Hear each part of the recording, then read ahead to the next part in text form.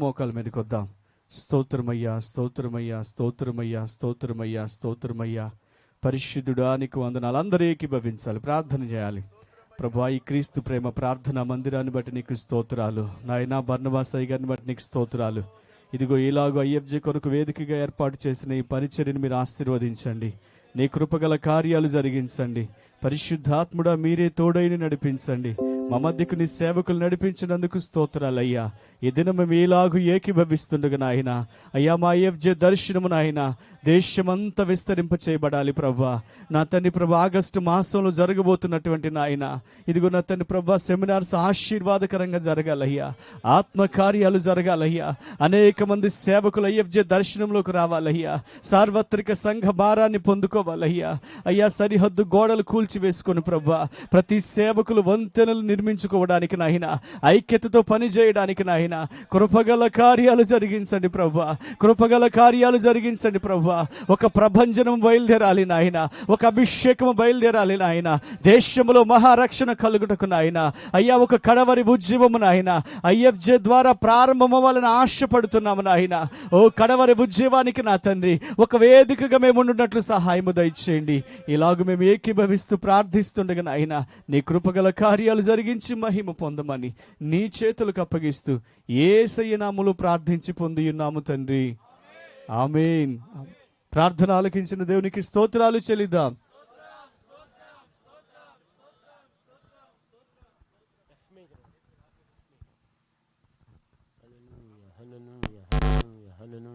అందరూ అలా పెద్ద మోకాల మీద ఉన్న ఒక్కసారి రెండు చేతులు పైకెత్తి కళ్ళు మూసుకొని ఒక్క నిమిషం అందరం కలిసి ప్రభుని స్తుతిద్దాం. ఈ మధ్యాహ్న కాల సమయం దేవుడు తన దాసుని ముఖాంతరం నుంచి మనతో మాట్లాడబోతుండగా అందరు స్వరమెత్తి ఒక్క నిమిషం ఒక్క మాట అడుగుదాం ప్రభుని. ప్రభా, మాతో మాట్లాడయ్యా తండ్రి, మాతో మాట్లాడు ప్రభా, నాతో మాట్లాడు నాయన. మా పరిచర్యలతో మాట్లాడాలి, మా పరిచర్యలు మారాలి నాయన, మా పరిచర్యలు మారాలి ప్రభా.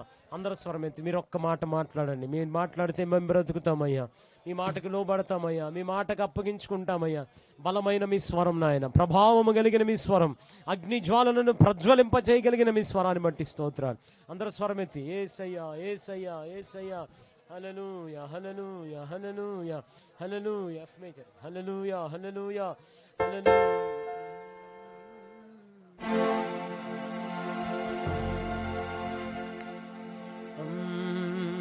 వాగ్దానము చేసిన నీవు మాట తప్పవు, వాగ్దానము చేసిన నీవు మాట తప్పవు.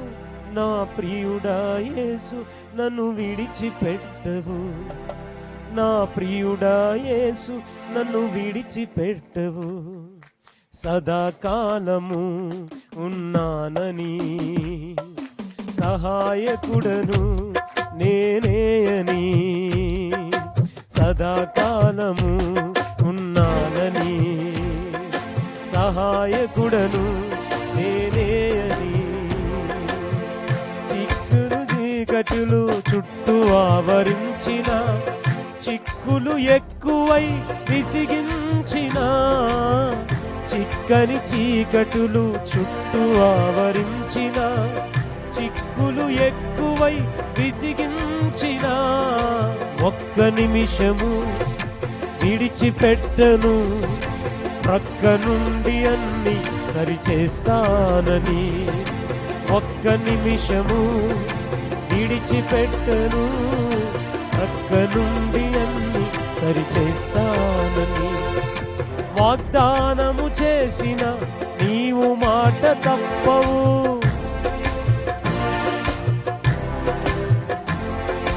నా ప్రియుడా యేసు నన్ను విడిచిపెట్టవు.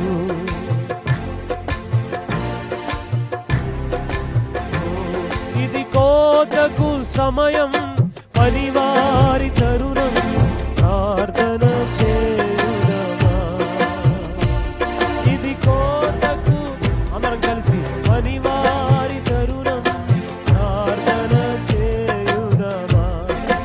ఆహాహా హల్లెలూయా, ఆహాహా హల్లెలూయా, ఆహాహా హల్లెలూయా, ఆహాహా హల్లెలూయా. స్వరమెత్తందరూ ఆహాహా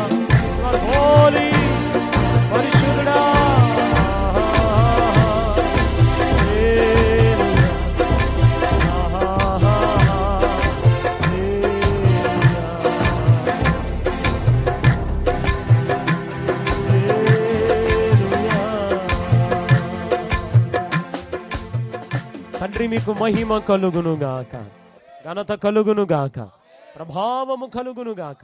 మీ దాసుని మా కొరకు ప్రయోజనకరంగా వాడుకుంటున్నందుకు స్తోత్రాలు నాయన. మీ మాటకు లోబడతాం, మీరు మాతో మాట్లాడుతున్నందుకు స్తుతిస్తూ ఈరోజు కూడా మేమే తగ్గుతూ మీ నామాన్ని ఆకాశాన్ని మించి హెచ్చిస్తూ నా ప్రభువును ప్రిరక్షకుడైన యేసుక్రీస్తు నామమున ఈ మనవులన్నీ అడుగుచున్నాము తండ్రి, ఆమేన్ ఆమేన్. అందరం కూర్చుందాం. ఈ సమయాన్ని ఆత్మీయ నాయకులు జఫన్యయ్య గారికి అప్పగిస్తున్నాం. దేవునికి మహిమ కలుగును గాక. హల్లెలూయా హల్లెలూయా హల్లెలూయా.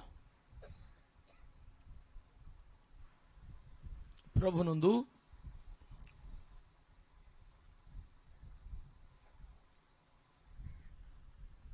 ప్రియమైనటువంటి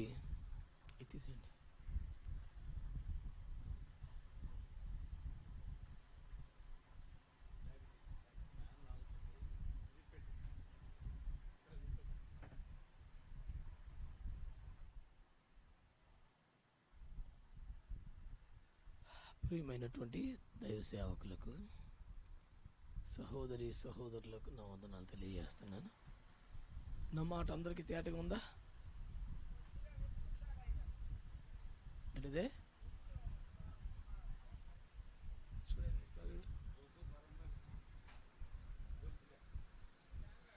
ట్యాబ్లెట్ వేసుకోమను.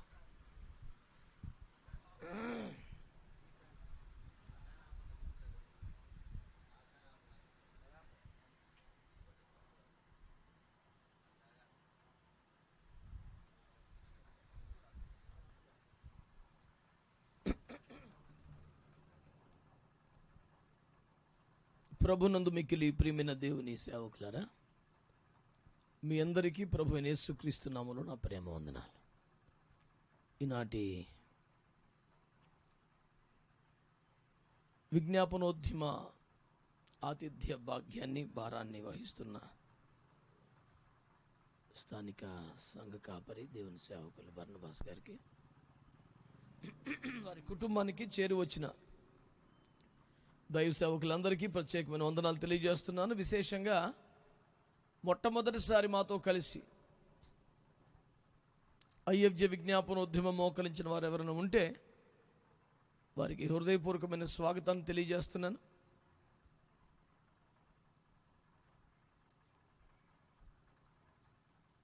మనందరం కలిసి దేశంలో మహారక్షణ కొరకు విజ్ఞాపనలు, ప్రార్థనలు, యాచనలు చేయవలసిన అవసరం ఉంది కనుక ఇంకా ఎవరి సేవ వారు చేసుకుందామనే అమాయక ధోరణి వీడి దైవజనులందరూ కలిసి ప్రార్థించాల్సిన ఈ అత్యవసర విజ్ఞాపనోద్యమానికి కదలి రావాలని, క్రమంగా ప్రతి నెల కలిసి ప్రార్థన చేసే గుంపులో మీరుండాలని,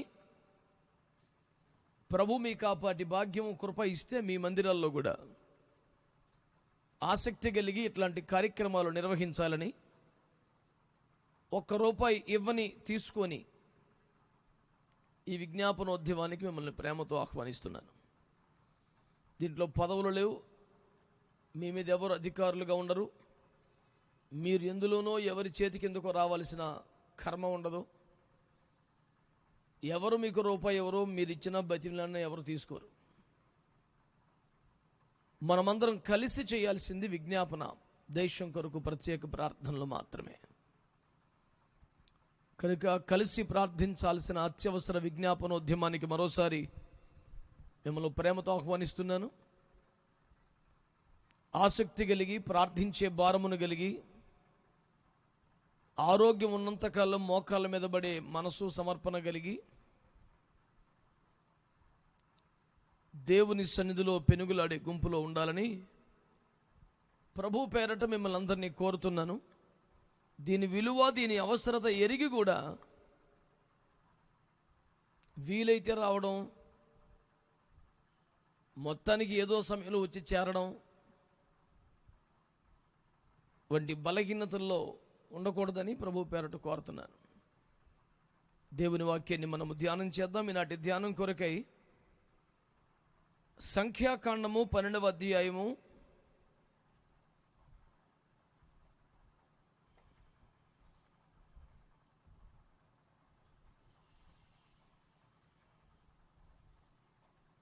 కాస్త తీరిగ్గా, ఓపిగ్గా, తేటగా సంఖ్యాకాండము 12వ అధ్యాయం 1 నుంచి 8 వచనాలు చదివి పెట్టండి.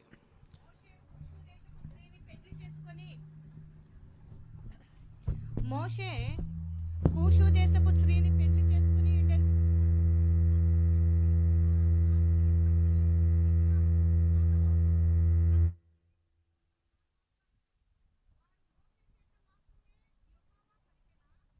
ఆయన మా చేతను పలికింపలేదా అని చెప్పుకొనగా యెహోవా ఆ మాట వినెను. మోషే భూమి మీదనున్న వారి అందరిలో మిక్కిలి సాత్వికుడు. యెహోవా, మీరు ముగ్గురు ప్రత్యక్షపు గుడారమునకు రండి. హఠాత్తుగా మోషే, అహరోను, మిరియాములను ఆజ్ఞ ఇచ్చెను. ఆ ముగ్గురు రాగా యెహోవా మేఘస్తంభములో దిగి ప్రత్యక్షపు గుడారము యొక్క ద్వారమున యొద్ద నిలిచి అహరోను, మిరియాములను పిలిచెను. వారిద్దరూ రాగా ఆయన, నా మాట వినుడి, మీలో ప్రవక్త ఉండిన యెడల యెహోవానగు నేను దర్శనమిచ్చి అతడు నిన్ను తెలుసుకొనున్నట్లు కలలో అతనితో మాట్లాడుము. నా సేవకుడైన మోషే అట్టివాడు కాడు. అతడు నా ఇల్లంతటిలో నమ్మకమైనవాడు.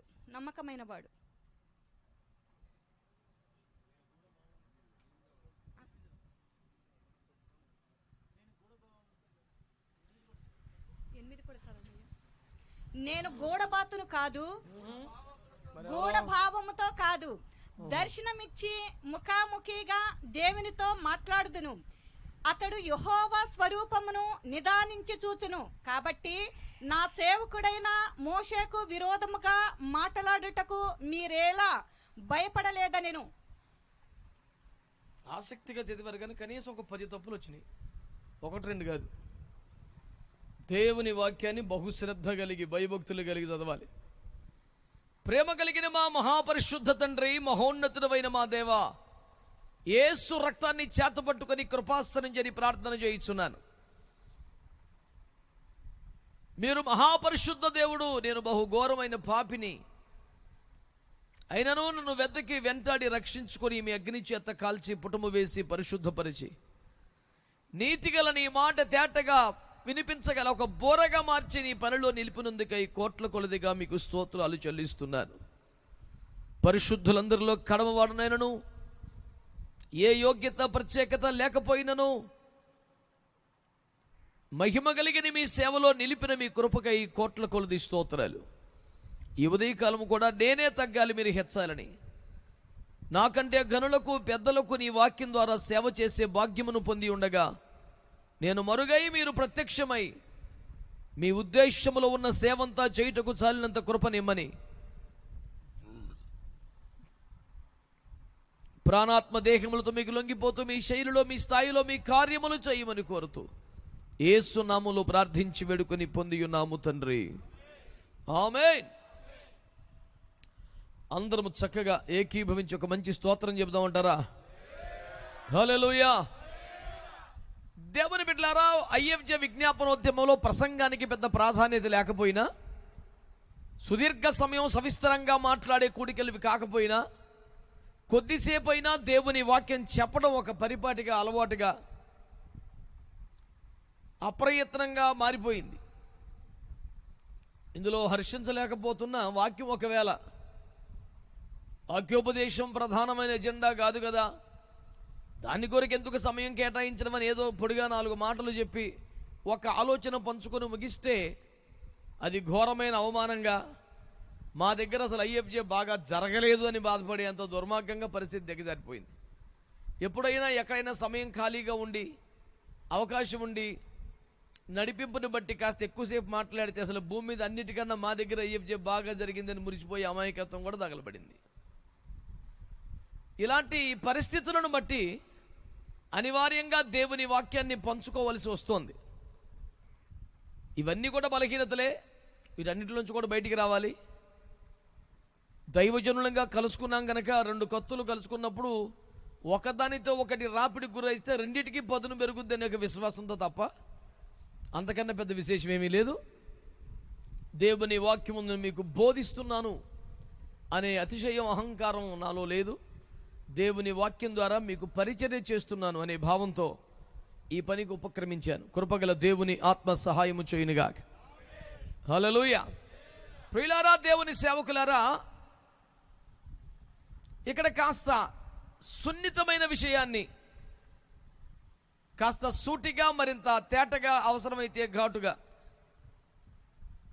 ఎప్పట్లాగానే నిర్మోహమాటంగా, నిర్భయంగా మీ ముందుకు కొన్ని విషయాలు తేవాలని నేను పూర్ణముగా సిద్ధపడి ఉన్నాను. నిజానికి అలా సిద్ధపరిచింది కూడా ఆయనే అనుకోండి. నా సిద్ధపాటు అంత పెద్ద గొప్పదేం కాదు. ప్రియులారా,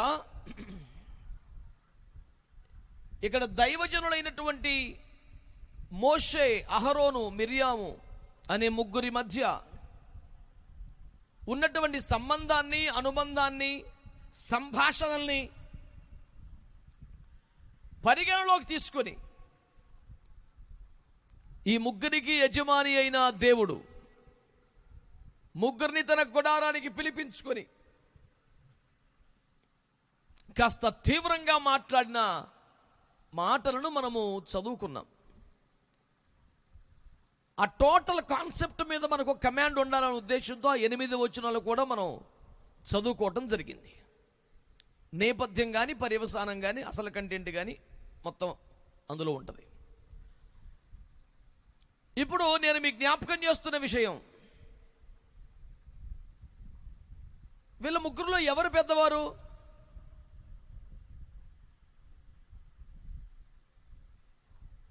వయస్సుల ప్రకారం చూస్తే ఒకటి, వరుసల ప్రకారం ఒకటి, సేవను బట్టి ఒకటి, ఇలా రకరకాలుగా ఉన్నాయి. అయితే దేనికి మనము ప్రాధాన్యత ఇవ్వాలి అనే ప్రశ్న వస్తే, దేనికి దేవుడు ప్రాధాన్యం ఇచ్చాడో దానికి ఇవ్వాలి. సొంతంగా మనం ఒకటి ఏర్పాటు చేసుకుంటే అటు కుదురుద్ది. When something is not in the priority list of God, that is also equal to us. Absolutely nothing before us. దేవుని ప్రాధాన్యత లిస్టులో ఏ విధంగా ఉంటుందో మనకి అలాగే ఉండాలి. అలా లేనప్పుడు అలా ఎందుకు లేదని ప్రశ్నింపబడతాం దేవుని చేత. అది ఇందులో ముచ్చట. ఈ సందర్భమంతా మనం ఎరిగిందే కనుక ఒక్కొక్క మాట పట్టి చదవాల్సినంత అవసరం ఏమీ లేదు. విలేకరులంత కఠినంగా, కష్టంగా రాసేసుకునేది కూడా ఏమీ లేదు. నాకంటే పెద్ద పెద్ద థియాలజియన్సే చాలామంది నా ఎదురుగా ఉన్నారు. నాకు బోధపడిన బాధ మీకు చెప్పడమే ఈ బోధ తప్ప పెద్ద విశేషం ఏమీ లేదు. అంచేత మీరు గమనం పెట్టండి, ప్రాబ్లం ఎక్కడొచ్చింది? మేము పెద్దోళ్ళం కదా, ఒక మాట చెప్పరా కనీసం అని ఫీల్ అవటం వల్ల వచ్చింది. కనుక మనం అక్కడి నుంచి స్టార్ట్ చేద్దాం. మనము ఎవరికన్నా పెద్దోళ్ళం, దేనికన్నా పెద్దోళ్ళం, ఎందుకు పెద్దోళ్ళం అని సిన్సియర్గా ఒకసారి ఆలోచించుకొని మనం ఏమై ఉన్నామో మనకే అర్థమయ్యేలాగా వాక్యపు అద్దం ముందు నిలబడి మన పొజిషన్ ఏంటో, మనం ఏం పొసెస్ చేస్తున్నామో గ్రహించుకొని కుదురుకుంటే లేనిపోని తిప్పలు మనకు రావు అనేది మొదటి ఉద్బోధ. దేవునికి స్తోత్రం. మళ్ళీ చెప్పమంటారా?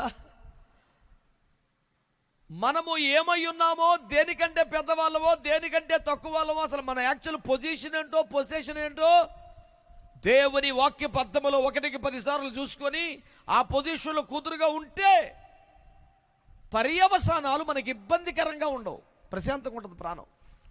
లేకపోతే ట్రీట్మెంటు చాలా కఠినంగా ఉంటుంది యేసుప్రభు దగ్గర. ఆయన విశ్వాసుల విషయంలో కొంచెం చూసి చున్నట్టు ఉంటాడు, కానీ మన దగ్గర చాలా స్ట్రిక్ట్గా ఉంటాడు. వచ్చిన బాధ అది. ఆయన కంటే ప్రేమ గలని యజమాని లేడు, ఆయనకంతే కఠినంగా తీర్పు తీర్చే పెద్ద మనిషి కూడా లేరు. వాళ్ళు తప్పు చేస్తేనే ₹1 వేస్తాడు, మనం తప్పు చేస్తే ₹10 వేస్తాడు ఫైన్. ఇశ్రాయేలు ప్రజలు ఎన్ని తప్పులు చేసినా వాళ్ళని ఎంట్రేసుకొచ్చి మీదేసుకొని వచ్చాడు. మోషే ఒక్క మాట తేడా వస్తే చచ్చిపోయి ఇక్కడ అన్నాడు సింపుల్గా. అసలు వాళ్ళు చేసిన పాపిష్టి పనులతో పోల్చుకుంటే మోషే గారిది ఏం పెద్ద పాపం అండి? మాట్లాడమంటే కొట్టాడు, అది కూడా కొడతాం కూడా సొంత పేత్రం కాదు, నువ్వు నేర్పింది నేను అన్నదాకా. ఏడబడతాడు కర్ణ వాడమని ఫస్ట్ నుంచి నేర్పింది నువ్వు నేర్పిన విద్య గబుక్కున కొట్టో అది అలవాటు అయిపోయి గబుక్కున మాట్లాడంటే కూడా అదే లేచి అలవాటు. పోను ఒక ముట్టుగా వేసి సరిగ్గా వినాలి చెప్పినప్పుడు మరి ఏముంటుంది, ఏం చెప్పాను నీకు అని సరిపెట్టవచ్చుగా. దానికి వాడేసిన పదాలు ఏంటో తెలుసా? నీవు నా మీద తిరగబడి ఇశ్రాయేలు ప్రజలు ఎదుట నన్ను పరిశుద్ధపరచక. ఏంట పదాలు? దాన్ని అట్టబెట్టి ఇంకో రూట్లో వద్దాం. ఇశ్రాయేలు ప్రజలు ఐగుప్తులో చాలా బాధలు పడుతున్నప్పుడు మిద్యాను యాజకుడి దగ్గర మనోడు పనిచేసిన కాలంలో మండుచున్న పొదలో నుంచి ఇతనికి ప్రత్యక్షమే ఇతనితో మాట్లాడి ఏమన్నాడు? నా ప్రజలు, నా జనులు బాధపడుతున్నారయ్యా అంటూ, నువ్వు ఆయికి ఇక్కడ ఉద్యోగం చేసుకోవడం కాదు, ప్రశాంతంగా ఉండటం కాదు, మా వాళ్ళు ఇబ్బంది పడుతున్నారు ఎల్లో అని పంపించాడు. మనోడు సేనాయి కూడా మీద కూర్చున్నాడు, యేసులో ఎదురుకుండా కూర్చొని ముఖాముఖం మాట్లాడుకుంటున్నారు, బాణం ప్రశాంతంగా ఉందంతా. నువ్వు త్వరగా దిగు అన్నాడు. రోజు వాళ్ళ మధ్యలో సత్తమేగా ఇవాళ నీ దగ్గర ఉన్నాను, ఉన్నాయి కాసేపు, నువ్వు త్వరగా దిగవయ్యా అన్నాడు. ఏంటి అని అడిగితే నీ జనులు చెడిపోయారు. వాళ్ళకి బాధలు వచ్చినప్పుడు ఏమన్నాడు? నా జనులు బాధలు పడతాను అన్నాడు. వాళ్ళు పనికి మళ్ళీ పని చేస్తామన్నాడు. మీ ఊళ్ళు నాశనం అయిపోయారు. అదే ముందు కడుపు వెనక లేపి ఆడైనా మనకే తగులుద్ది. సేవ అంటే ఎంత తలకాయ నొప్పి తెలిసిన. ఎటెళ్ళినా సందా వచ్చుద్ది అనుకుని తయారైపోయినోడికి సేవ సులువుగా అనిపిస్తుంది తప్ప, ఎటెళ్ళినా మనకే దెబ్బ తలుగుద్ది అనుకున్నోడికి అది ఎంత బాధ అర్థమైంది. వాళ్ళ బాధల్లో ఉంటేనే మన హాయి వాళ్ళు అక్కడ చచ్చిపోతుండే, నువ్వు పడుకున్నా లేగా ఎల్లో ప్రార్థన చేయి, వాళ్ళ దగ్గరికి వెళ్ళి అంటాడు. వాళ్ళు తప్పు చేశారు అనుకోండి, ఇంటర్ మీ బ్యాచ్ ఎట తయారయ్యారైంది. ఇదే నా పెంపకం, ఇదే నా మినిస్ట్రీ. నీ జనులు చెడిపోయారు, బాధ వస్తే మా జనులు బాధపడుతున్నారు. మధ్యలో నలిగేది ఎవరో? దేవుడికి జనాలకి మధ్యలో నలిగిపోవటమే సేవ అంటే. అసలు నేను గత 15 సంవత్సరాలుగా ప్రచారం చేసే మూలవాక్యమే అది. ఆడు సేవకుడైతే, ఆడు వ్యాపారి అయితే దేవుని బాధ పెడతాడు, ఇలా నలిపేస్తాడు, ఇటు మటుకు చక్కగా ఉంటాడు. మనం ఆయన సేవకులమే. ఆమెనండి, మనం ఆయన సేవకులమే అంటే మీరు అందులో కనెక్ట్ అవ్వలేదా? మరి ఆమెనమ్మా, నేను అనేదాకా మీరు ఆలోచించడం ఏంటి సార్? ఇది చాలా అన్యాయంగా ఉంది సార్. ఇది మనము దేవుని సేవకులం. మరి అది ఏమిటో ఆలోచించి స్పందిస్తున్నారు పెద్దలందరూ. దేవునికి స్తోత్రం, హల్లెలూయా.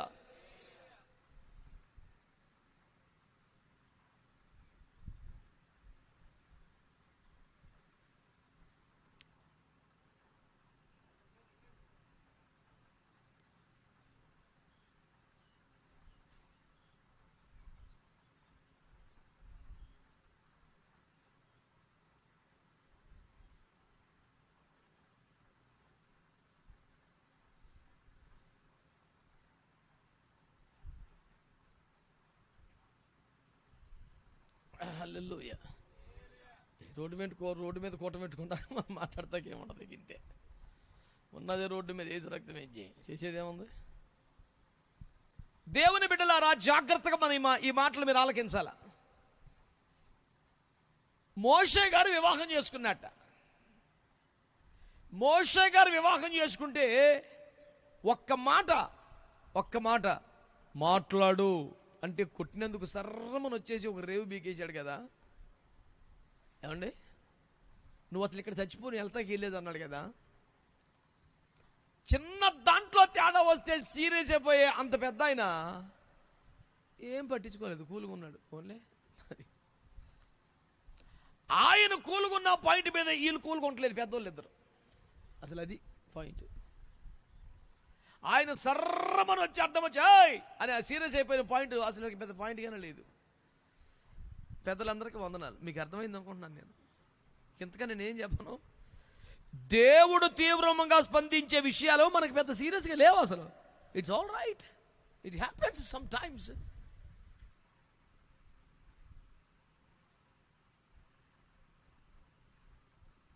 దేవుడు కూల్గా ఉండే విషయాలు మనకు అసలు చాలా సీరియస్ పాయింట్లు అయిపోతాయి. బండతో మాట్లాడిన ఒక దెబ్బ కొడితే దాని ఉంది. రోజు కర్ర వాడటం అలవాటు నేర్పింది ఆయన. గబుక్కున అది సరిగా గుర్తుపెట్టుకోలేదు, కంగారు పడ్డాడు. అతను తిరుగుబాటుదారుడు, గర్విష్ఠు, పొగరబోతుడు కాదు, నమ్మకమైన సేవకుడు, సాత్వికుడు. చిన్న పొరపాటు సహజం అండి అని మనం బేభత్సంగా దాన్ని కవర్ చేయగలం. యేసుప్రభు అసలు కవర్ చేయలే, తీసి పక్కన పడేశాడు. ఆ ఒక్క పాయింట్ మీద అటబెట్టు. ఇదేంటిది? ఇది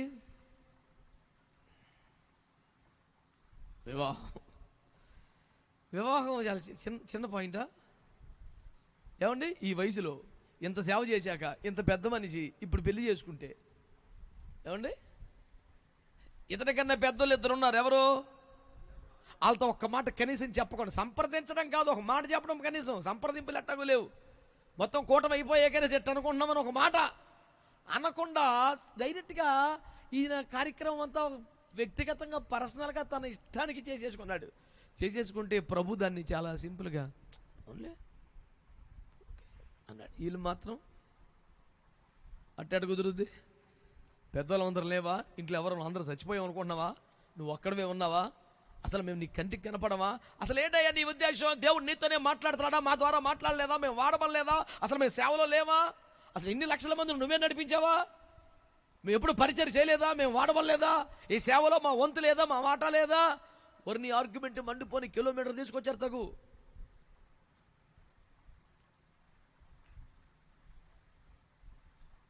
యేసు ప్రభు వారికి కోపం వచ్చింది సార్, మామూలుగా రాలేదు. మేఘములు లే మీ ముగ్గురు ఆడికి రండి మాట్లాడతాను. నేను అనేది ఏంటంటే యేసు ప్రభు దేని మీద రియాక్ట్ అవుతున్నాడు, దేన్ని సైలెంట్ కూరుకుంటున్నాడో మనం పట్టించుకోకుండా ఓ చెలరేకపోతే మనం యేసు ప్రభు సేవకులం అవుతామా? ఇప్పుడు దారిలో వస్తూనే నేను ఒక కవిత రాసుకొచ్చాను. అంతా పేరం కుదురుకుండి సావదు కదా. అందులో రాస్తూ అందులో ఒక అన్న చెప్పలేదు, దానికి ఒక టైం ఉంది. ఒక వారం రోజుల్లోనే ఒక వేదిక మీద దాన్ని నేను ప్రజెంట్ చేయాలి, చదవాలి. దానికోసం స్కెల్టన్ అంతా చేశాను. ఏ అర్ధరాత్రి అపరాత్రి దాన్ని కంప్లీట్ చేస్తాను. అట్టకు ఒక వారం రోజుల్లో మీకు ఎట్టకు దొరుకుద్ది. కానీ ఈలోపు ఒక్క మాట అంటాను సింపుల్గా. ఈ కాన్సెప్ట్లో ఒకటే డైలాగ్. యేసు మనల్ని అభిమానించమన్నాడా, వెంబడించమన్నాడా? ఇక మిగతాది ఇప్పుడు చెప్పను, అటు పెట్టుకో కడుపులో. మనం యేసయ్యకి అభిమానులమా, అనుచరులమా? అది అది అది అదొక్కటి పట్టుకోండి సీరియస్గా. సిన్సియర్గా ఫాలో అవుతుంటావా? అసలు ఫాలో అవ్వకుండా నీ లైఫ్ నువ్వు మెయింటైన్ చేసుకుంటూ కేవలం అభిమానిస్తుంటావు.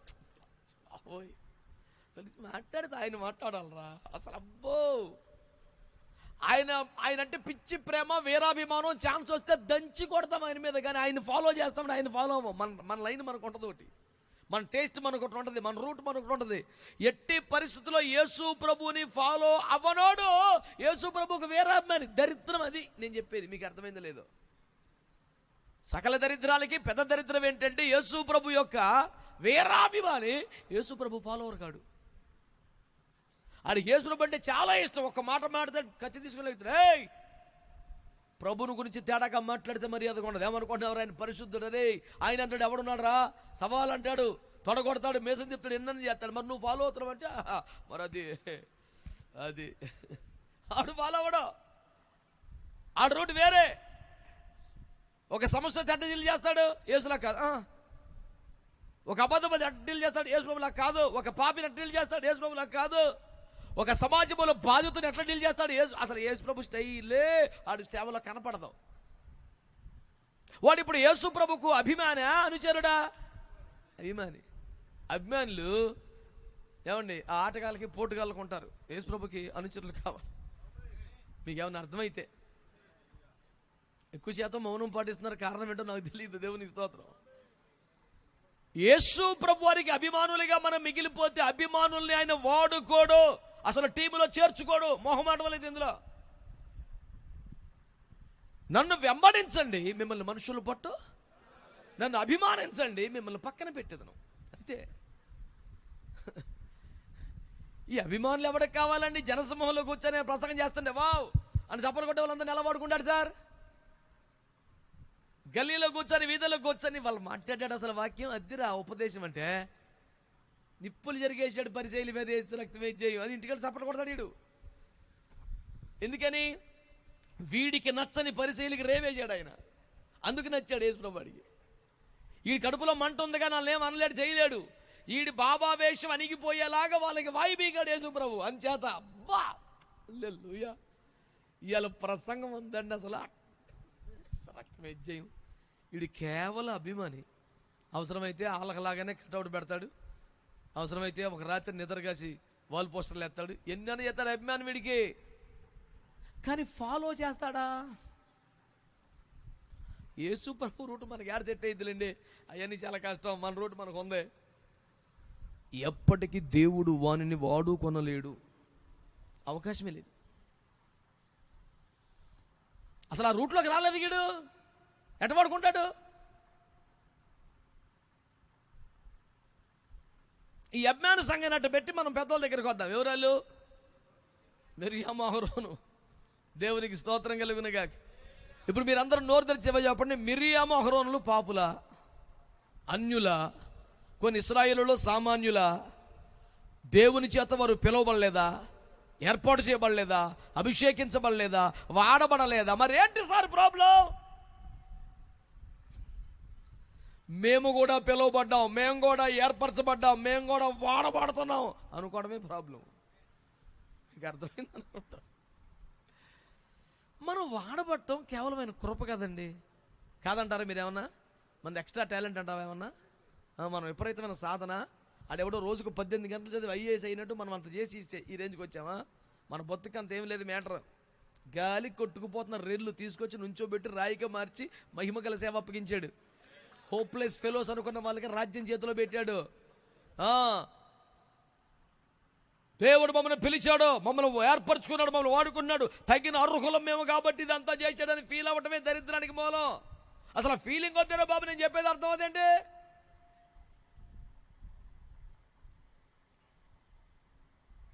కృప తప్ప వేరొకటి లేదా, అది ఉండాలి కడుపులో ఎప్పుడు.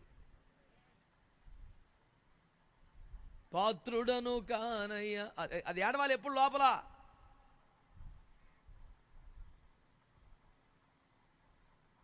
అదేంటో ప్రార్థన, ప్రసంగానికి ముందు ప్రార్థనలో ప్రభా ఏ యోగ్యత లేని వాడిని, అయోగ్యుని, బలహీనుని, పాపిని, ఓ ప్రభా అని ప్రార్థన చేసి ప్రసంగం మొదలు పెడితే అంతా ఆడి డబ్బాయి ఉంటుంది.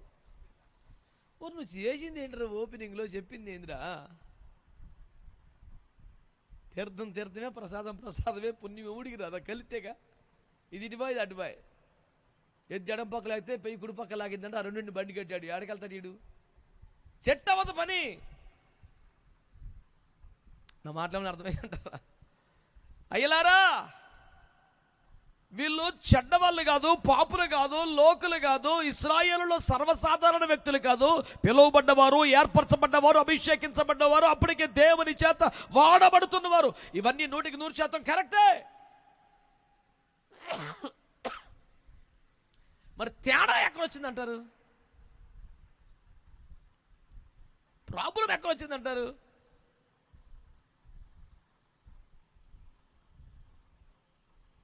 దేవుని దృష్టిలో మోషేకు ఎంత స్థానం ఉందో, ఈ మాట సీరియస్గా వినండి, బాగా సీరియస్గా. దేవుని దృష్టిలో మోషేకు ఎంత స్థానం ఉందో వీరి దృష్టిలో అంత లేదు. నేను చెప్పిన మాట నిజమంటారా కాదంటారా? మీరందరూ కూడా ఒకసారి టపటపటపట మీ కళలో ఉన్న, మీ మనసులో ఉన్న సేవకులు అలాగా పెట్టేసుకోండి కళ్ళ ముందు స్పీడ్గా. నీ ఇష్టం వచ్చిన ర్యాంక్ ఇస్తావు ఎవడు పడితే ఆడికి. తెలుసు మేము చూసాం అయ్యా.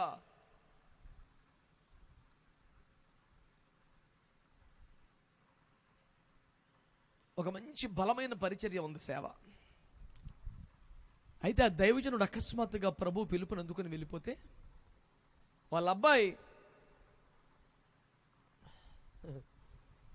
అబ్బాయి ఆ పాస్టర్ గారు అబ్బాయి అప్పటికే సేవకు పిలువబడి అభిషేకించబడి మంచి సాక్ష్యము కలిగినను నాన్నగారు ఉన్నందున ప్రార్థనలు చేయటం, ఆరాధనలు చేయటం వరకే తప్ప ప్రధానమైన స్థానం అంతా నాన్నగారు చూసుకునేవారు. అకస్మాత్తుగా అతడు ప్రభు పిలుపుని అందుకుని వెళ్ళిపోవడంతో పరిచర్యను తాను చేపట్టాల్సి వచ్చింది. ఎలాగూ ఈ లైన్లో ఉన్నవాడే చక్కని సాక్ష్యం కలిగిన వాడు, ప్రార్థనా జీవితం కలిగిన వాడు, అభిషేకించబడ్డవాడు కూడా గనక ప్రభు కృప అతని మీద ఉంది, మంచిగా వాడబడుతున్నాడు. సంఘ పెద్దలందరూ కూడా ఆ పిల్లాన్ని బలపరిచి, నాన్నగారితో ప్రారంభం నుంచి ఉన్న వాళ్ళం, నిన్ను ఎత్తుకొని పెంచిన వాళ్ళం, నీ సాక్ష్యం, నీ సమర్పణ పట్ల మాకెంతో నమ్మకం, గౌరవం ఉంది. నీవే సంఘ కాపరిగా ఉండడం మాకు అందరికీ సంతోషకరం. మేమందరం నీకు సహకారంగా ఉంటాం నాన్న అని ఆ పిల్లోడిని ధైర్యపరిచి బలపరిచి పరిచయం సాగి. అయితే ఒక సంఘ పెద్ద గారు ఉన్నారు, ఎప్పుడు ఎక్కడ అవకాశం వచ్చినా ఏదో పెద్దోళ్ళు కాబట్టి 5 నిమిషాలు మాట్లాడడం ఏదో అంటాడు ఇక పిల్లోడు. మరి పాస్టర్ గారు మా కళ్ళ ముందు పుట్టి పెరిగాడు, మేము సంఘ పెద్దలుగా ఉన్నప్పుడు చిన్న డ్రాయర్ వేసుకొని లాగ్ వేసుకొని తిరుగుతూ ఉండేవాడు. ఇది ఇప్పుడు సేవకు వచ్చాక 500 మందికి బాప్తీసం ఇచ్చాడు ఆల్రెడీ. 4-5 బ్రాంచీలు కట్టాడు. అయినా ఎక్కడ మైకి పట్టుకున్నా మరి మా కళ్ళ ముందు లోగులు వేసుకొని తిరిగాడు. ఇదే పరిచయ వాక్కు. మైకి పట్టుకుంటే సంఘ పెద్దలు కదా 4 మాటలు చెప్పి నాకు అప్పగించిన అంకులు అంటే, మరి పాస్టర్ గారు మా కళ్ళ ముందే లాగులు వేసుకొని తిరిగాడు. ఇదే డైలాగ్ రెగ్యులర్గా అంటే ఎంత పిల్లోడు మా ముందు అని ప్రజలలో వీళ్ళకి కాస్త ఎక్కువ స్థానం, వాళ్ళకు కొంచెం చిన్న స్థానం రప్పించడమే ధ్యేయంగా అతడు పరిచయ వాక్కులు పలుకుతుండే. ఎన్నాళ్ళు భరిస్తాడు? పిల్లిని తలుపులేసి అంటారు కదా, కొడితే పులైపోద్దని చెప్పి అట్లా చూసి చూసి చూసి మరి అంకుల్ గారు ఎప్పుడు సరదాగా అలా అంటూ ఉంటారు. నిజమే, నేనేంటి అంకుల్ గారు కూడా చిన్నప్పుడు లాగులు వేసుకునే ఉంటాడు అన్నాడు.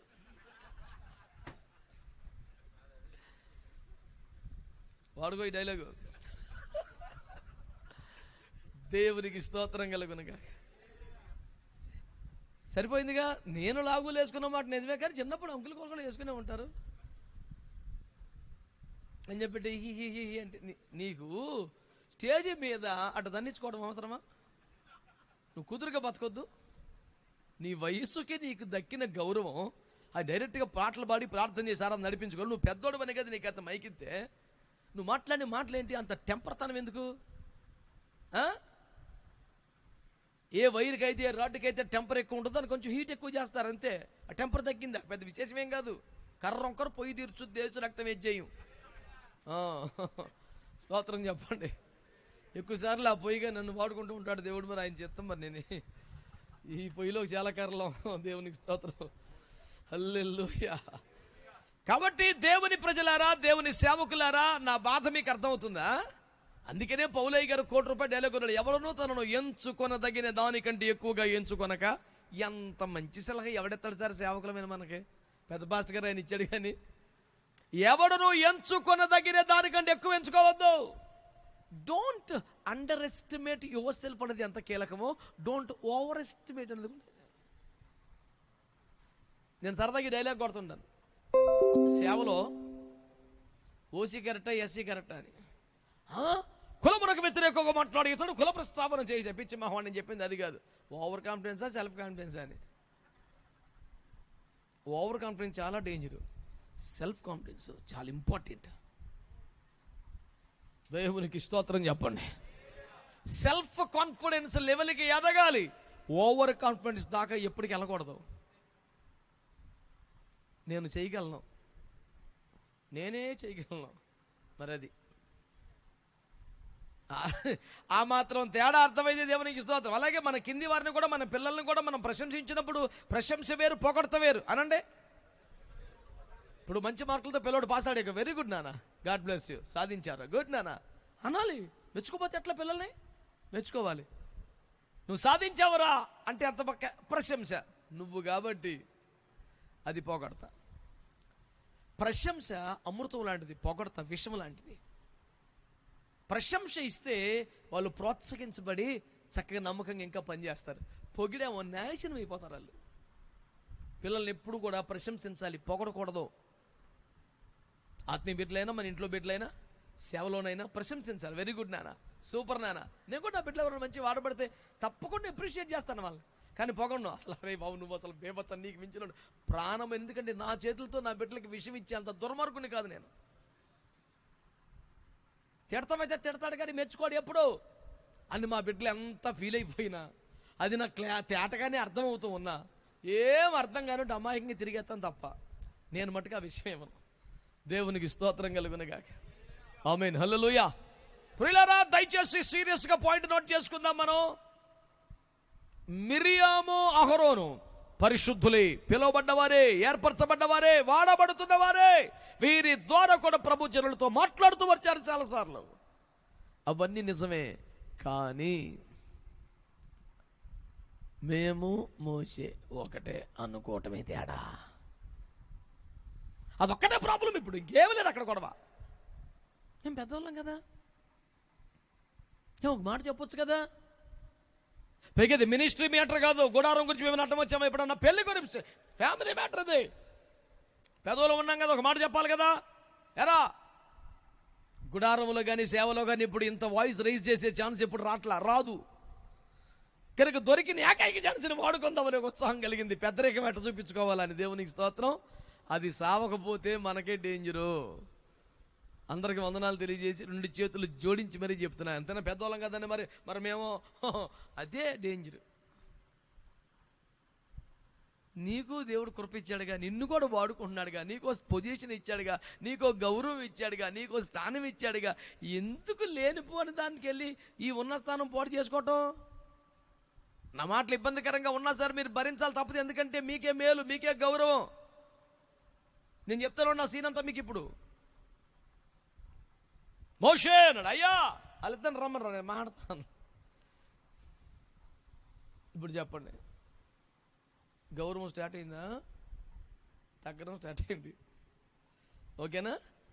సమాజంలో ఇశ్రాయేలు ప్రజల దగ్గర 30 లక్షల మంది ప్రజానీకం ముందు మిరియమ్మకు దేవుడిచ్చిన గౌరవం ఎంతో తెలుసా? ఆమె గిలకత పట్టుకొని నాట్యమడి ఆరాధన చేస్తే 30 లక్షల మంది పదం కలిపారు, కథం తొక్కారు. దేవునికి స్తోత్రం. అదేమన్నా ఈజీయా?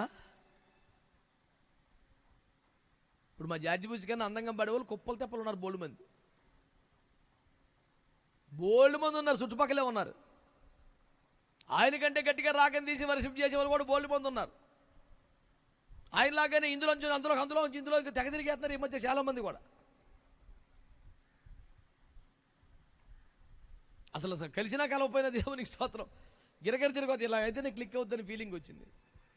చెన్నారెడ్డి గారు బీభత్సమైన మెజారిటీతో 250 సీట్లకు పైన కొట్టుకొచ్చేసి సాధించినటువంటి ముఖ్యమంత్రిగా కొట్టుకొచ్చినటువంటి ఆ పొజిషన్లో ఏమండోయ్, ఆయన చేతిలో ఇంత పొన్ను కర్ర ఉంటుంది ఒకటి, 2 వైపులా వెండితో చేసినట్టుగా ఉండి, మామూలుగా నల్ల కర్ర ఉంటుంది, అది బట్టు ఏ నల్ల కర్ర చేతిలో ఉంటుంది. ఆ ఓడిపోయిన పార్టీ పేరు చెప్పకూడదు. అందులో గెలిచిన కొద్ది మంది ఎమ్మెల్యేలో ఒకడు అసెంబ్లీలో ఉండగా చెన్నారెడ్డి గారు ఏదో చూసుకుంటూ సంతకాలు పెడుతుంటే కర్ర ఎత్తుకుపోయాడు. ఆయన కర్రెట్టు పెట్టుకొని ఏదో సంతకాల పనిలో ఉన్నాడు. ఈ కర్ర లేదు, ఏడెత్తుగా దొరకలా. తెల్లవారి పొద్దున్న విలేకరుల సమావేశం పెట్టి మర్రి చెన్నారెడ్డి గారు చెప్పిన స్టేట్మెంటు, అది మంత్రదండమని, దానివల్ల ఇన్ని సీట్లు సాధించానని, నిర్నిరోధమైన విజయదుంది మోకరించడానికి ఆ మంత్రదండమే కారణమని భావించి ఒకడు ఎత్తుకెళ్ళిపోయాడు. అవి మామూలు పొన్నుకర్ర ఇంకా 13 ఉన్నాయి, రేపు ఇంకోటి తెచ్చుకుంటానన్నాడు. మీకేమో అక్కడ క్యాండిడేట్ విషయం కర్ర కాదు, ఐగుప్తులకైతే కర్రే విషయం. వాళ్ళ దగ్గర మంత్రదండం, అది లేకపోతే పని చేయదు. ఇది ఎత్తుకెళ్ళిపోతే బాగుంటుందని మందసం తీసుకెళ్ళిపోయి గెడ్డలు వచ్చినాయి కానీ పని అవ్వలేదు. ఈ పాట ఆ పాట ఆ పాట ఈ పాట ఎటు తిరిగితే బాగుంటుంది అంటే తిరుగుతూనే ఉంది పని అవుతుల.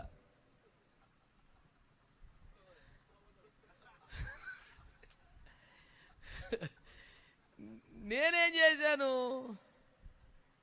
మేము కూడా పడుతున్నాం మేము కూడా చేస్తున్నాం కదంటే, మరి ఆ పిల్లల నుంచొని వర్షిప్ చేస్తే కాసేపట్లోనే ప్రజల్లో దేవుడు ఆత్మకార్యం జరుగుతుంది. వారు కదిలించబడుతున్నారు, పశ్చాత్తాపడుతున్నారు, ఆత్మ ఏదో తిప్పలబడుతున్నారు, యేసు ప్రభు దగ్గరికి వస్తున్నారు. వాళ్ళందరూ ప్రభు దగ్గరికి వస్తున్నారు కాబట్టి దేవుడు ఆయన రానిస్తున్నాడు. సిస్టమ్ అదే. లేకపోతే ఆయన పని జరగకపోతే ఆయన ఎవరిని పెట్టుకోడు, నిమిషంలో తీసేస్తాడు. అసలు మొహమాటం ఏమీ లేదు. వీడు మనకు ఉపయోగపడతాడు అంటే ఉపయోగించుకుని ఇటు కొంచెం మనల్ని ఉపయోగించుకున్నాడు అనుకుంటే పక్కన పెట్టేస్తాడు యేసు ప్రభు వెంటనే. ఆయన పెద్ద కష్టమే కానీ మొహమాట పడతాం. ఆయనకి లాబింగ్ ఒక కమిటీ పక్కనే ఉండదు, తీసేస్తాడు అంతే సరదాగా. దేవునికి స్తోత్రం. నేను ఎందుకు చెప్పానంటే 30 లక్షల మందిని కథం తొక్కించి పదం కలపడం అంత ఈజీ కాదు. సమాజంలో ఎంత విలువ ఉంటే 100 మందిని వర్షిప్ లీడ్ చేస్తే ఆదివారం మీకు అర్థమవుతుంది వర్షిప్ లీడింగ్ ఎంత కష్టమో. అంత ఈజీ ఏమి ఉండదు. ఎవరు తెరవాలి, చపలు కొడాలి, చేతులు ఎత్తాలి, అర్థమే సరిపోద్ది. మనకి తెమిళ చావదు అక్కడ పని. చాలామంది మౌనంగా ఉన్నారు, మాట్లాడాలి, చేపలు కొట్టాలి. ఒక 100 మందిని ఆ వర్షిప్లో లైన్లో పెడతాం చాలా కష్టం అండి. కానీ ఆమె టందంటే 30 లక్షలు అంటే సమాజంలో ఆమెకి ఎంత విలువ ఉందంటారు? ఆమె పట్ల ఎంత గౌరవం ఉంటే ప్రజలు అట్లా ఏకీపించారు. ఏమండి, నేను యేసన్న గారి పాట పాడుతూ వర్షిప్ చేస్తున్నాను. ఒక 70% మంది ప్రజలు ఏకీపిస్తారు, 30% మంది మాత్రం కూర్చున్నారు. ఈలోపు యేసన్న గారి వచ్చి మైక్ నా దగ్గర లాక్కొని ఆయన స్టార్ట్ చేశాడు. ఆ 30% మంది కదలరా? రేంజ్ ఎందుకు ఉండదు సార్? ఆయన రేంజ్ ఆయనకు ఉంటుంది. అదే పాట నేను పడితే వచ్చే రేంజ్కి ఆయన వచ్చి పడితే వచ్చారు, తేడా లేదంటారా? అట్టేముండదు, రేంజ్ ఎవరైనా ఒకరే అనుకోవటమే ఇక్కడ సమస్య.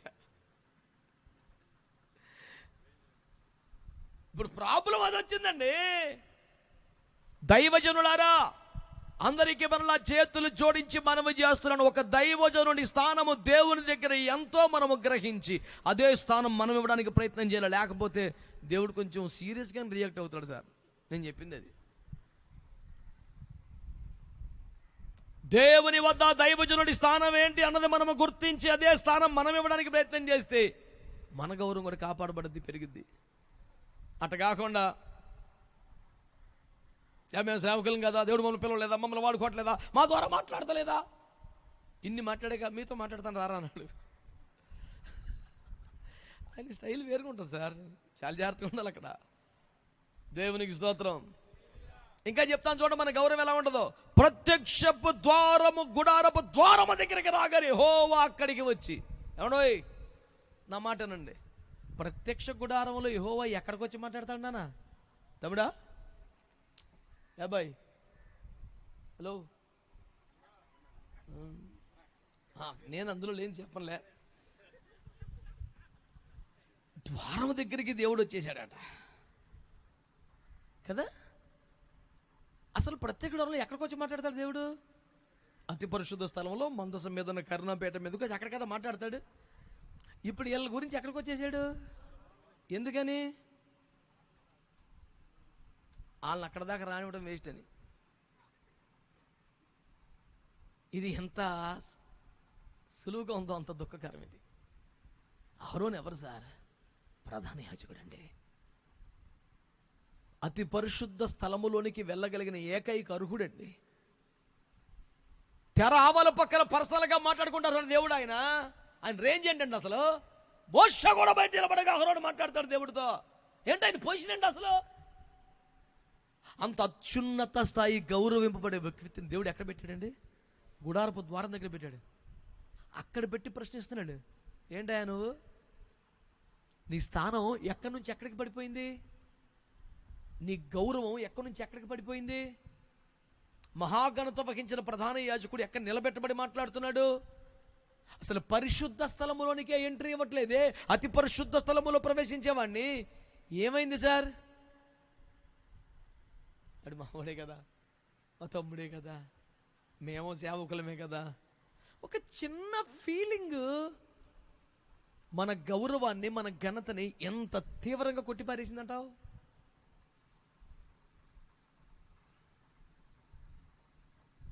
నేను ఈ మొత్తం చాప్టర్లో జీర్ణించుకోలేని విషయాలు రెండు. ఒకటి, ప్రధాన యాజకుణ్ణి ద్వారం దగ్గర ఆపేయటం, 30 లక్షల మందిని నడిపించిన ప్రవక్తిని సమాజం బయట కుష్టుతో నిలబెట్టడం.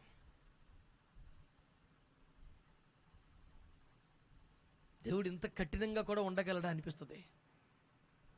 ఆయన ప్రేమను తలుచుకొని ధైర్యం వచ్చే ప్రతిసారి ఆయన కఠినత్వం అర్థమైతే భయం వస్తుంది. అమ్మ బాబోయ్, ఇంత అయోగ్యుడికి, అపాత్రుడికి ఇంత కృప చూపిన దేవుడు ఏమన్నా తేడా వస్తే ఇంత కఠినంగా ఉంటాడా?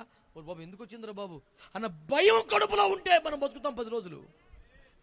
పర్వాలేదులే అనిపించిందో, that can be the last day in your life. When you lost your position, what is there for you in the ministry? నీ స్థానమును దేవుని ఎదుట పూర్తిగా కోల్పోయిన తర్వాతకి సేవలో ఏం మిగిలింది సార్ మనకి? మనకంటే పెద్దవారు, బాగా చదువుకున్నవారు, మేధావులు, సమాజంలో సంపన్నులు, గొప్పవాళ్ళు మనల్ని అయ్యగారు అని పిలుస్తున్నారే, అమ్మగారు అంటున్నారే. ఏ రకంగా అంత గౌరవానికి పాత్రలు సార్ మనం? ఆ విషయం వాళ్ళకి తెలియదు. వాళ్ళకి తెలిసిందల్లా ఏమో దేవుడైన కోరుకున్నాడు, దేవుడైన అభిషేకించుకున్నాడు, దేవుడైన పిలుచుకున్నాడు, మనం జాగ్రత్తగా ఉండాలి. సమాజంలో నేటి మన గౌరవానికి కారణం దేవుని పిలిపే, దేవుని ఏర్పాటే, ఇంకేం కాదు. ఆయనే పిలిచుండకపోతే, ఆయనే మనల్ని కూడా ప్రత్యేకపరచకపోతే, ఆయన మనల్ని కూడా అభిషేకించకపోతే ఈ గౌరవం ఉండదు సార్ సొసైటీలో. మనకి ఏమీ లేదు. గౌరవింపబడే అంత స్థాయి మన దగ్గర ఏముంది? ప్రజల వద్ద మర్యాదలు పొందవలసిన కార్యాలు మనం ఏం చేశాం కనుక వట్టిగా ఈయన కూడా దేవుని సేవకుడంట, అభిషేకించబడ్డవాడంట అన్న ఒక పదానికి టోటల్ సొసైటీ మనల్ని గౌరవిస్తుందండి.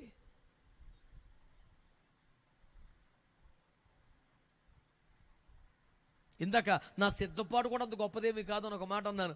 అది కేవలం తగ్గింపులో భాగంగా మీకు అనిపించి ఉండొచ్చు, కానీ వాస్తవం. సూటిగా మిమ్మల్ని అడుగుతున్నాను, ఈనాడు సేవలో మీకు అనుగ్రహించబడ్డ ఈ స్థాయి, ఈనాడు సేవలో మీకు అనుగ్రహించబడ్డ ఈ స్థాయి మీరెంతగా సిద్ధపడితే వచ్చింది ఇది? నిన్నంతగా సిద్ధపరిచాడు ఆయన. గుండె మీద చేయబెట్టుకొని చెప్పండి, నీవు సిద్ధపడింది అంతా, దేవుడు సిద్ధపరిచింది అంతా. అంటే సిద్ధపాట్లు కూడా మన మాట తక్కువే, నిజం చెప్పు, యథార్థంగా ఒప్పుకోవాలి మనం. కనీసం సేవకుల మధ్య కూర్చున్నప్పుడు కూడా మనం బేజాలికి పోకుండా యథార్థంగా మాట్లాడలేకపోతే ఎట్లండి? సిద్ధపాటులో కూడా మన వాటా తక్కువే, ఆయన ప్రయాస ఎక్కువ ఉంటుంది. అందుకే నేను యజమాని, మనం దోసలం. అన్నీ మన పక్షంగా సమకూర్చింది ఆయనే. అందుచేతనే ఒకసారి ఆలోచిద్దాం. అతి పరిశుద్ధ స్థలములో తెర లోపల దేవునితో ముఖాముఖి మాట్లాడగల ఒక వ్యక్తిని ద్వారము దగ్గర ఆపు చేసి మాట్లాడుతున్నాడు. దేవుని ఎదుట 30 లక్షల మందిని ఆరాధనలో నడిపించగల ఒక మహాప్రవక్తిని సమాజం వెలుపట కుష్టముతో సిగ్గుపడుతూ ఆమె పొజిషన్ బట్టి రాళ్లతో కొట్టలేదు తప్ప ఆమెను చేర్చుకోవడానికి ఎవడో రెడీగా లేడు. ప్రియులారా, దేవుడు మాట్లాడిన మాటలు మనం విందామా? ఏమన్నాడు దేవుడు? గుమ్మలోకి రండి మీరు అని పిలిచాడు. పిలిచి ఆయన మాట్లాడిన తీరు చూడండి. వారిద్దరూ రాగా ఆయన నా మాట వినండి, మీలో ప్రవక్త ఉండిన యెహోవానకు నేను దర్శనమిచ్చి అతడు నన్ను తెలుసుకొనున్నట్లు. ప్రవక్తలతో ఎలా మాట్లాడతాడంట? కలలో. అనండి, ప్రవక్తలతో. ఇప్పుడు ప్రవక్త ఎవరు?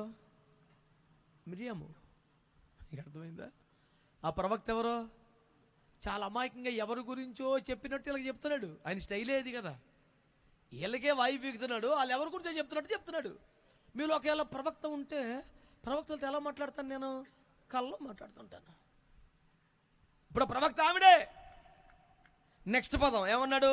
సేవకుడైన మోషే అట్టివాడు కాదు, నేను గూఢభావములతో కాదు, దర్శనమిచ్చి ముఖాముఖిగా అతడి యెహోవా స్వరూపమును నిదానించి చూచును.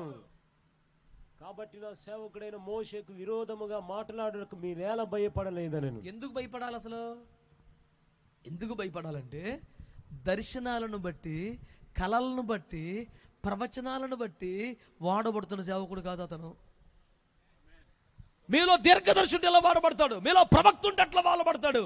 కానీ అతడు నా స్వరూపమును నిర్ధానం చూసి మాట్లాడతాడు.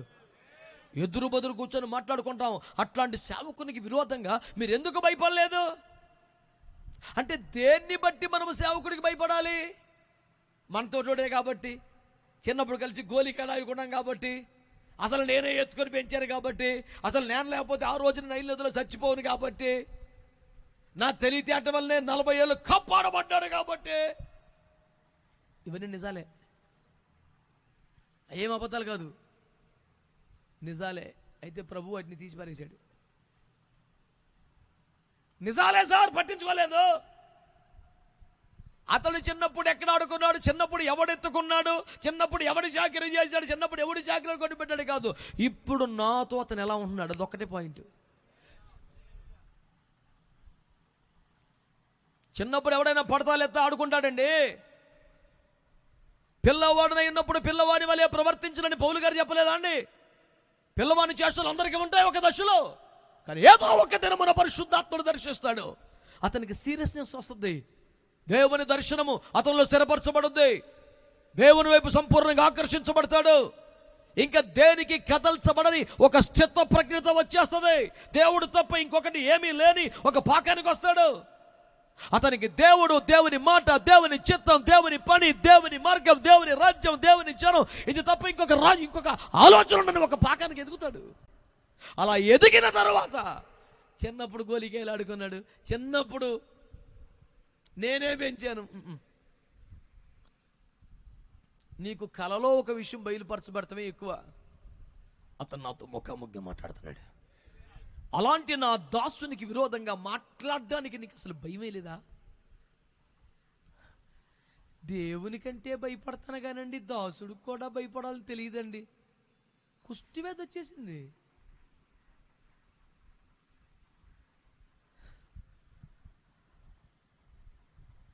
మరి మిరియాముకు వచ్చింది కానీ అహరోనికి ఏమి రాలేదేంటి అని చాలామందికి ఉన్న డౌట్ అది.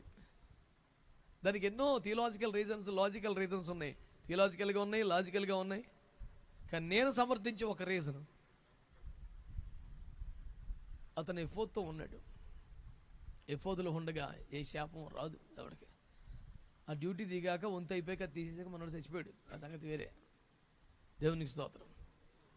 ఇప్పుడు మన అంశం అది కాదు కాబట్టి దాని మీద కంప్లీట్ డీల్ చేయట్లేదు. కెలికాం కాబట్టి ఏదో ఒక ఆన్సర్ ఉండాలి, మనసు నెమ్మదిగా ఉంటుంది కాబట్టి ఒక మాట చెప్పాను. లేకపోతే తులసి ఎత్తుంటుంది, పేనం బీకి ఎత్తుంటుంది.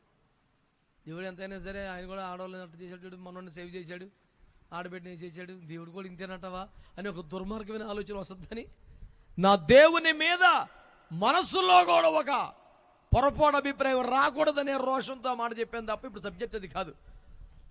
దేవునికి ఒక మంచి స్తోత్రం చెప్పండి. మా తమ్ముడు ఇప్పుడు ఎఫోదులో ఉన్నాడని అక్కడ రాసిందా లేదా అని చూస్తున్నాడు. అదే రెఫరెన్స్ వచ్చేసేది. ప్రత్యక్షుడు తనకి యాజకుని రమ్మంటే తీసుకుని వస్తాడు. ఆ రెఫరెన్స్ అక్కర్లేదు. దేవుని స్తోత్రం. హల్లెలూయా. ఎఫోదులో ఉన్నాడా? సహజంగా ఆ మాత్రం పరిశీలన ఉండాలి. దాన్ని నేను తప్పు పట్టడం లేదు, క్లారిఫికేషన్ ఇస్తున్నాను అంతే. ఆ మాత్రం మైండ్ చురుగ్గా పని చేయకపోతేనే తప్పు. నేను అప్రిషియేట్ చేస్తాను, వెల్కమ్ చేస్తాను. నేను వాక్యం చెబుతుండగా ఇదేంటిది ఇట్లా కాదు కదా అని చెప్పి కౌంటర్ రెఫరెన్స్ ఎతికేవాడంటే నాకు ఇష్టం. ఎందుకంటే బైబిల్లో ఆ వాటి పట్టు ఉండాలా. వీడు చెప్పగానే అదేంటి అక్కడ అట్ట ఉంది కదా అనేది గుర్తు రావాలా, దాన్ని తీయగలగాల. అసలు అదే కరెక్ట్. నాకు మంచి ఇంట్రెస్ట్ కనిపిస్తుంది. దేవునికి స్తోత్రం కలుగును గాక. ఎందుకంటే ఎవడు ఏ రూట్లో ఏ కొనలు వచ్చినా ఆన్సర్ చెప్పే అంత సీన్ ఉందని కాదు ధైర్యం. బైబిల్ విద్యార్థికి ఉండాల్సిన లక్షణం అది కనుక అడిగి మంచి రూట్లో ఉన్నాడు, పర్ఫెక్ట్గా ఉన్నాడు. దేవునికి స్తోత్రం. ఆ మాత్రం పరిశోధన లేకుండా ఎవరు ఏం చెప్పిన ఆమెన్ ఆమెన్ మళ్ళీ చెప్పాళ్లే అనుకునే బ్యాచ్ అంటే ఇంట్రెస్ట్ ఉండదు. పరిశోధన కావాలి, పరిశీలన కావాలి. దేవునికి మహిమ కలుగును గాక. హల్లెలూయా. మరి ఎందుకని అయ్యవార్లందరూ మౌనం పాటిస్తున్నారు? దేవునికి స్తోత్రం.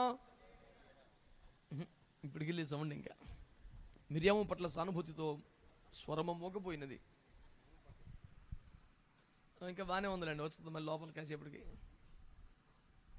ఆమె తెల్లని హిమం వంటి కుష్ఠుదైపోయిందట. ఎఫోదును ధరించిన యాజకత్వ స్థానంలో ఉన్న అహరోను అయ్యా కనికరించమని ఏడ్చాడంట.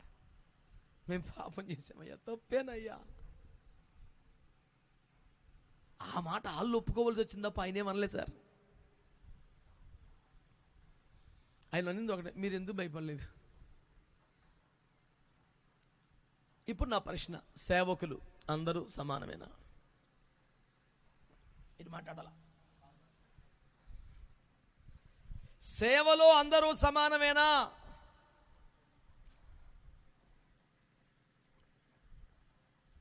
ఎంచేతనో తెలివైన వాళ్ళు ఎవరు మాట్లాడతలా. సేవలో అందరూ సమానమేనా? ప్రభు దృష్టికి అందరూ సమానమేనా? మన దృష్టికి అందరూ సమానంగానే ఉండాలా? మనకు బైబిల్ అంతా బేభత్సంగా తెలుసు, తెగ ప్రసంగం చేసేయగలం. ఈ ఒక్క చిన్న సున్నితమైన అంశం మీద విస్పష్టమైన సాధికారిక భావాలు లేవు. ఊగిసలాడుందో లోపల.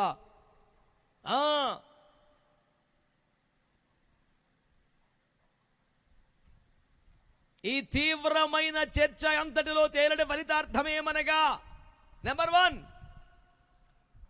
మనము వాడబడుచున్నప్పటికీ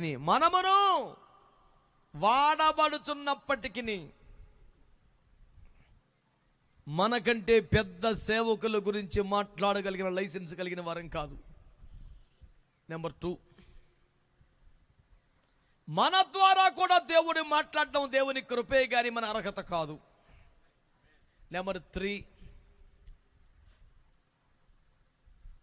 మనము వాడబడుతున్న దానికి కారణం ఒక కలో, ఒక దర్శనమో, ఒక ప్రవచనమో, ఒక కృపా వరమో అంతే తప్ప దేవుని ఎదుట దేవునితో ముఖాముఖిగా ఒక రేంజ్ మనకేమీ లేదు. నెంబర్ 4, ఎదుటి దైవజనుణ్ణి గౌరవించే క్రమములో వారికి మనం ఎంత గౌరవం ఇవ్వాలి అనేది వారికి దేవునితో ఉన్న అనుబంధాన్ని బట్టి, స్థానాన్ని బట్టి మనం ఇవ్వాలి తప్ప సొసైటీలో వాళ్ళకున్న రేంజ్ని బట్టి కాదు. ఫ్యామిలీలో వాళ్ళకున్న, ఫ్యామిలీలో చిన్నోడై ఉండొచ్చు, సమాజంలో దీనుడై ఉండొచ్చు, ఆర్థికంగా చిన్నవాడై ఉండొచ్చు, కానీ దేవునితో ముఖాముఖి మాట్లాడే స్థాయి కలిగిన వాడైతే అతనితో మాట్లాడడానికి, అతని గురించి మాట్లాడడానికి కడుపులో భయం ఉండాలండి. ఇప్పుడు అతనికి విరోధంగా మాట్లాడడానికి మీరు ఎందుకు భయపడలేదు? మోషేను ప్రేమించాలని తెలుసు కానీ మోషేకి భయపడాలని తెలియదు. ఆరోడు మీరు ఎవరికి? మా తమ్ముడికి అది మంచి సేవకుడండి. మా వాడు పిచ్చి అభిమానం ఉంటుంది, ప్రేమ ఉంటుంది, భయం కూడా ఉంటుందా? మీరు ఎందుకు భయపడలేదంటే అసలు భయపడాలని తెలీదు. మేము భయపడాలనుకోవట్లే ఇప్పుడు దాకా. మా తమ్ముడు అంటే పిచ్చి ప్రేమ. అసలు మేము ఏడ్చి ప్రార్థన చేసి కాపాడుకున్నామని. అసలు ఇంత పెద్దోడు ఎట్లా ఉన్నాం అసలు? మేము ఎంత తిప్పలు పడ్డాం వాడి గురించి. అవన్నీ నిజమేనండి, అబద్ధం కాదు. మీరు కష్టపడ్డారు, మీరు కన్నీరు గార్చారు, మీ చేతులతో పెంచారు, అసలు మీరు కాపాడుకున్నారు, కాదంటగలేదు. కొట్టి పారేస్తే, చచ్చిపడని ఈడ్చి పడేస్తే శిష్యులు కాపాడు తెచ్చుకోరు. కాబట్టి పౌలు కన్నా వాళ్ళు బెటరా? ఏంటండి బాబు మాటలకు అర్థం లేదు. నువ్వు ఆనాడే కుక్క సాగు చచ్చిపోతావు, రోడ్డు మీదకి లాగేశారు నిన్ను, మేము కాపాడుకున్నాం కాబట్టి హల్లెలూయా.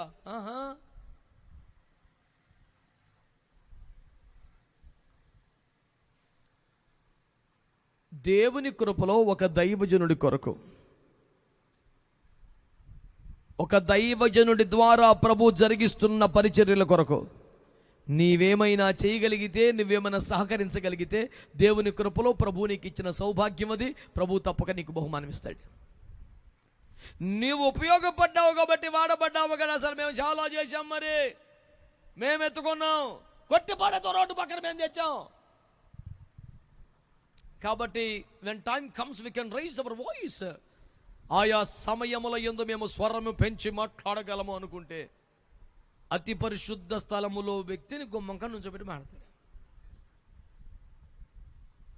నీ రేంజ్ ఒక్క దెబ్బలో పడతాడు యేసుప్రభు. ఏమీ లేదు సార్ దైవజనులు అంటే ఎవరు? ఆయన కుడి చేతి నక్షత్రాలు. ఆయన పైకెత్తి చూపిస్తే లోకంలో ప్రకాశించగలుగుతాం. చాలేని మూసేతి ఏముండదు సార్, ఏముండదు. ఆయన కుడి చేతి నక్షత్రముల కొరకు ఎవడు మనల్ని తాకలేడనే మాట ఎంత నిజమో, తేడబోతే ఆయనే మూసేస్తాడని కూడా అంతే నిజం కదా.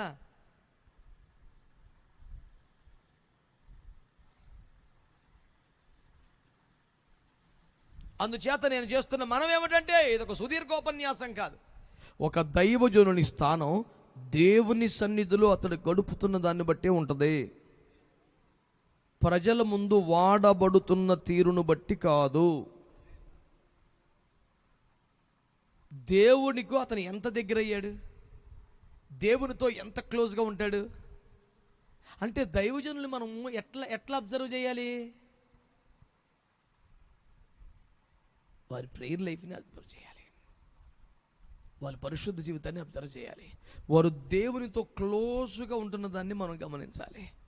ఎలీషాకి చెప్పింది అదే, నేను ఆత్మలో కొనిపోబడటం చూడగలిగితే నీకు వచ్చినట్టే ఇది, లేకపోతే మాత్రం కష్టం. పెద్ద ఆయన 2 పాకెట్లు వేసాడు, నేను 2 పాకెట్లు వేయాలా? పెద్ద ఆయన బ్రూట్ కొట్టాడు, నేను కూడా బ్రూట్ కొట్టుకోవాలా?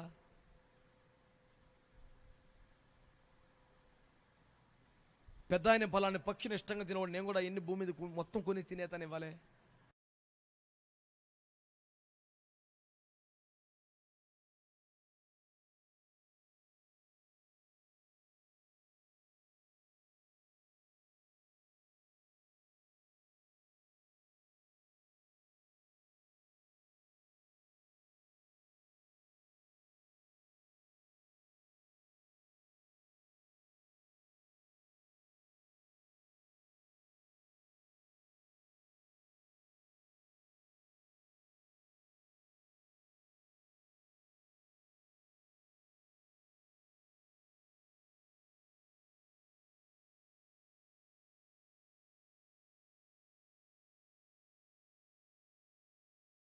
అనుకోకూడదు.